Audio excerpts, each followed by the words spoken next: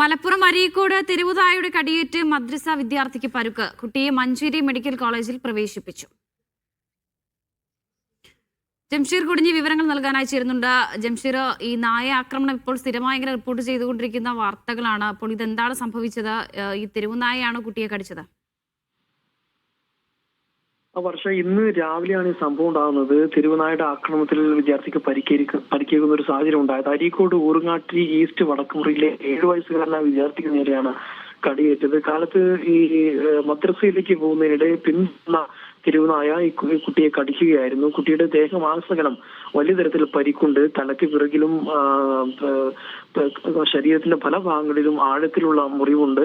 ഉടൻ തന്നെ നാട്ടുകാർ ഈ കുട്ടിയെ താലൂക്ക് ആശുപത്രിയിൽ എത്തിച്ചു. പക്ഷെ പരിക്ക് ഗുരുതരമായതിനെ തുടർന്ന് തുടർ ചികിത്സയ്ക്കായി മഞ്ചേരി മെഡിക്കൽ കോളേജിൽ പ്രവേശിപ്പിക്കുകയായിരുന്നു.